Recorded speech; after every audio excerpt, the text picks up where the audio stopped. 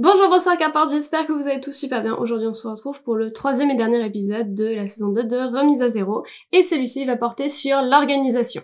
Et je vais aussi vous donner des tips un peu plus globaux que vous allez pouvoir appliquer sur l'ensemble de votre vie quotidienne. Et sur ce, sans trop de blabla, c'est parti. C'est peut-être l'intro la plus courte que j'ai faite depuis le début de ma chaîne.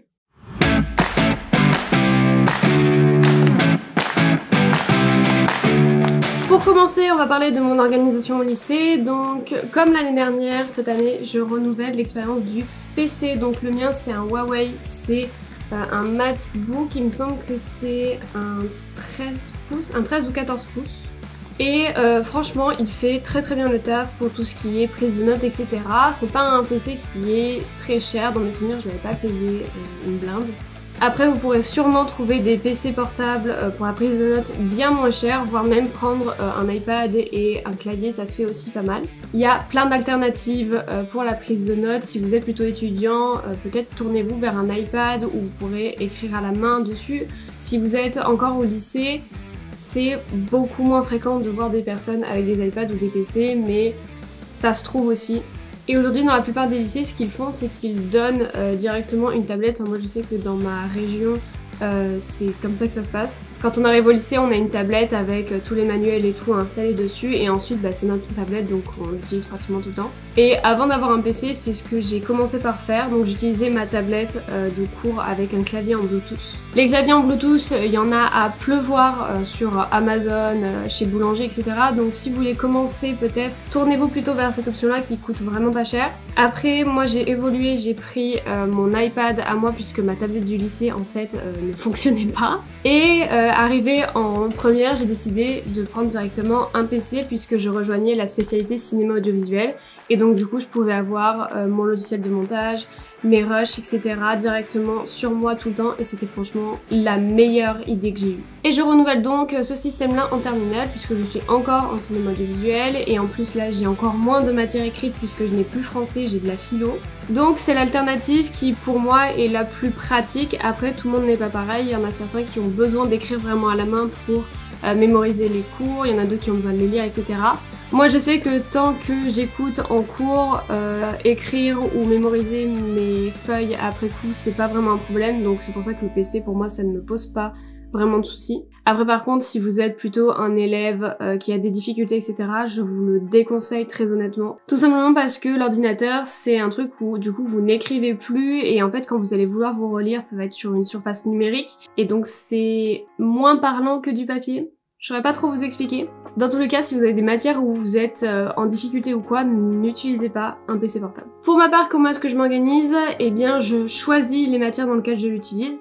En début d'année, je vais voir mes professeurs, je leur explique ma démarche, je leur explique qu'à la fac, c'est de la prise de notes sur PC et que du coup, j'ai envie de m'habituer à cette prise de notes-là plutôt que de continuer à suivre des cours qui sont un petit peu trop supervisés, j'ai envie de dire. En général, la plupart du temps, ils acceptent. Et du coup, pour ma part, je l'utilise principalement dans les matières où on écrit un peu beaucoup et dans les matières un peu techniques. Dans ma spécialité cinéma, dans ma spécialité aussi anglais AMC, puisqu'on écrit énormément. Et en fait, écrire en anglais sur le clavier, ça me demande déjà un effort.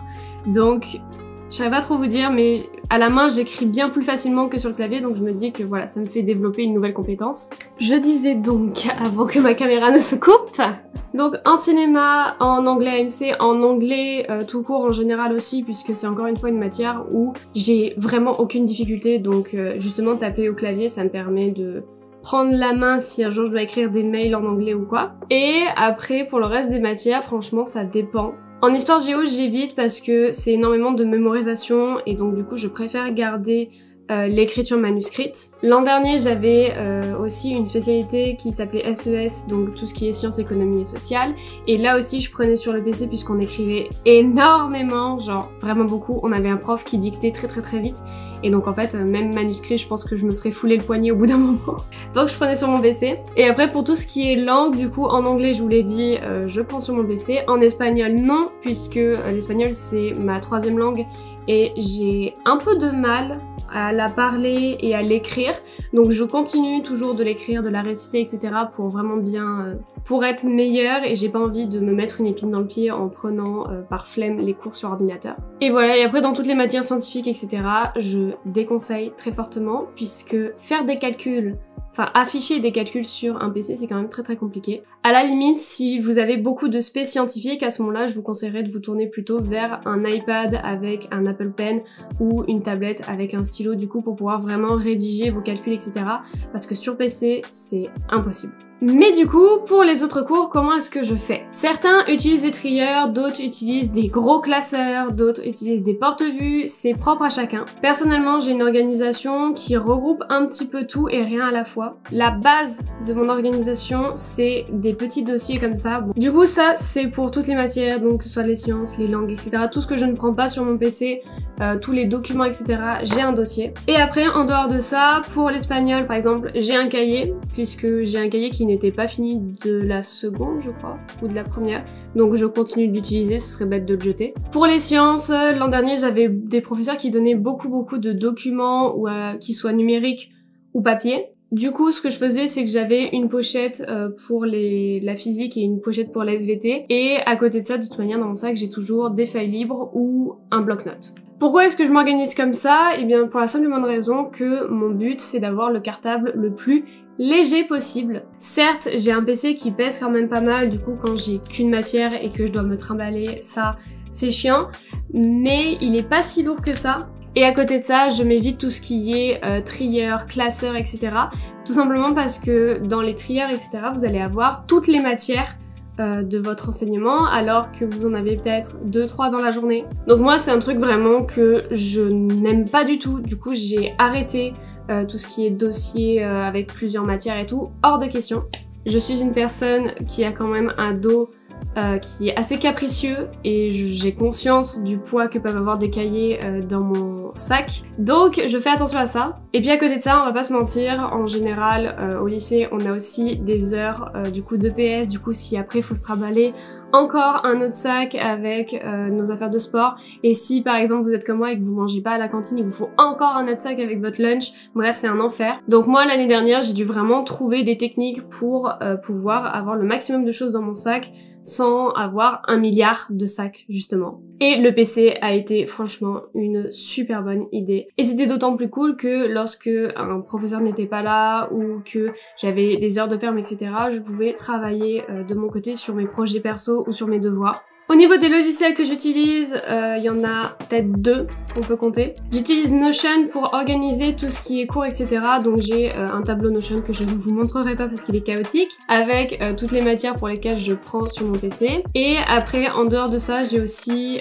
Google Doc. Mais bon, du coup, là, c'est plutôt sur Internet. Notion, ce qui est bien, c'est qu'on peut l'utiliser hors réseau. Et du coup, Google Doc pour stocker tout ce qui est, du coup, documents externes. Donc si un professeur me met un document sur Pronote, je vais le mettre dans un dossier Google Doc, enfin sur mon drive dans un dossier, et après je vais l'ouvrir sur Google Doc. Voilà. Maintenant, pour ce qui est de l'organisation dans la vie quotidienne, il y a quelques trucs que j'ai mis en place depuis l'an dernier. Numéro 1, avoir un calendrier, de préférence visible. Non, parce qu'avec ma mère, cette année, on avait vraiment été les pros pour prendre des rendez-vous sur des rendez-vous. C'est-à-dire que je pouvais prendre un rendez-vous coiffeur, mais j'avais oublié qu'à ce moment-là, j'avais un rendez-vous dentiste. Ça, c'est un bordel. Et on a fait ça 4-5 fois. Hein. Ensuite, deuxième chose que j'ai mise en place depuis l'an dernier. Je le faisais déjà un petit peu, mais là, vraiment, j'ai commencé à le faire très sérieusement.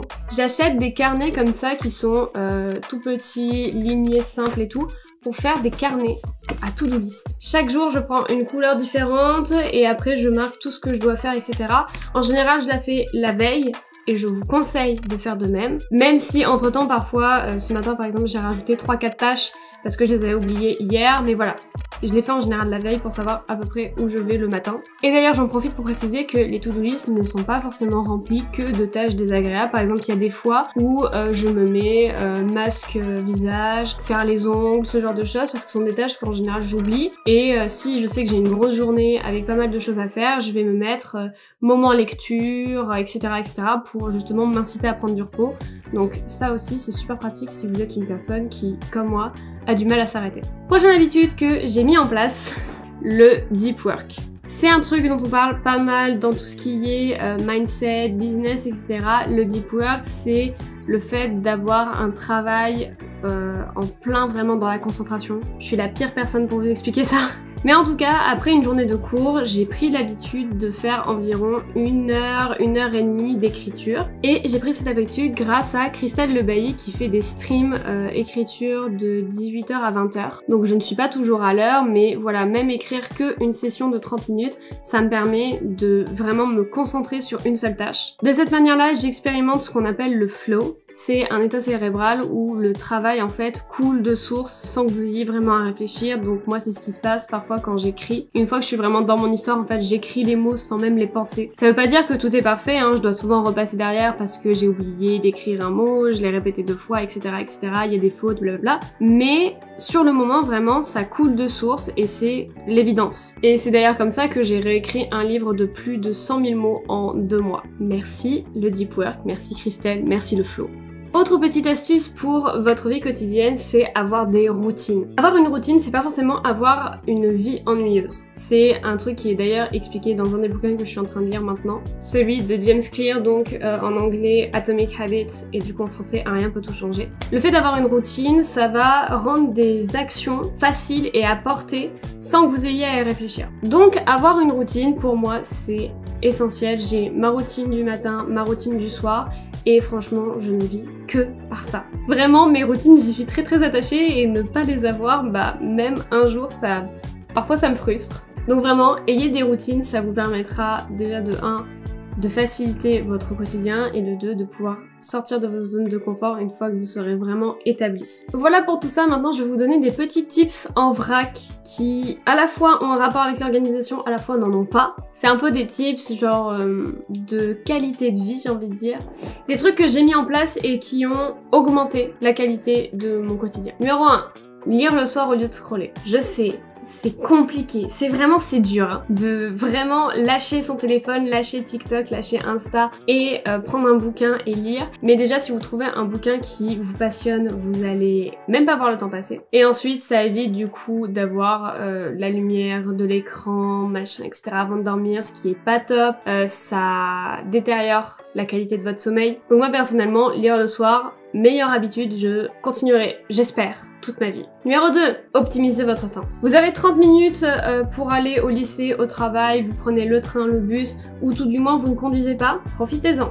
Si vous êtes dans le train, c'est encore mieux parce que du coup vous pouvez lire, enfin moi je sais que je peux pas lire dans les transports en commun, mais voilà, c'est un exemple. Enfin, trouvez vraiment des choses qui posent votre cerveau et qui éloignent votre téléphone. Mais voilà, prenez le temps de faire quelque chose d'autre lorsque vous avez du temps libre plutôt que de rester sur votre téléphone. Numéro 3, faites du sport. Que ce soit de la marche, que ce soit une séance à la salle de sport, que ce soit de la course, que ce soit aller faire le tour des pâtés de maison autour de chez vous le soir venu, peu importe, mais vraiment, bougez votre corps. Ça diminuera votre stress, ça fera que vous serez mieux dans vos baskets et croyez-moi, depuis que j'ai commencé le sport, je me sens de plus en plus énergique. Numéro 4, adopter un rythme de vie. Ça suffit de se coucher une fois à 20h, une autre fois à 3h, vraiment ça c'est le pire truc pour votre horloge biologique.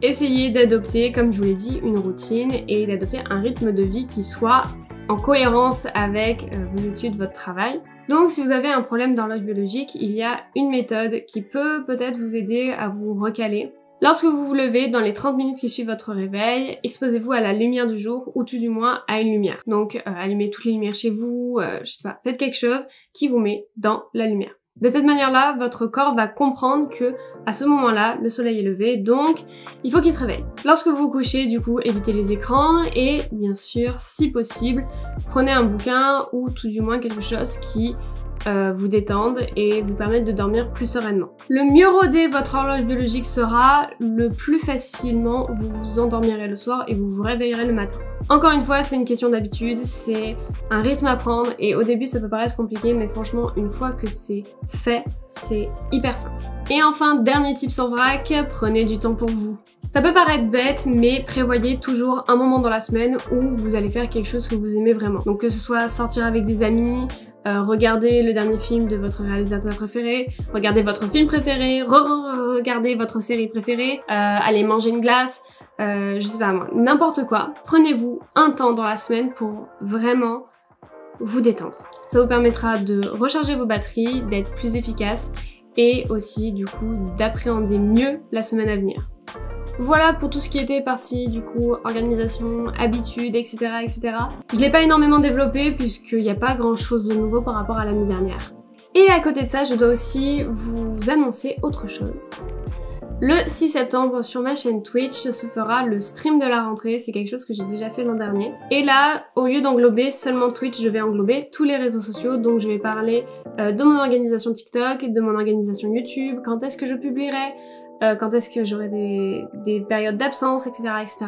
Donc je vais parler vraiment de tous les réseaux sociaux, donc si ça vous intéresse, n'hésitez pas à me suivre sur ma chaîne du coup de streaming. Autrement, j'espère que cette série de vidéos là vous aura plu. Si c'est le cas, n'hésitez pas à liker, commenter, vous abonner, bref, vous connaissez la chanson. Elle a été plus courte que celle de l'année dernière, mais j'avais moins de choses à dire et très honnêtement, je pense que 3 vidéos c'était largement suffisant pour faire ce que j'avais à faire.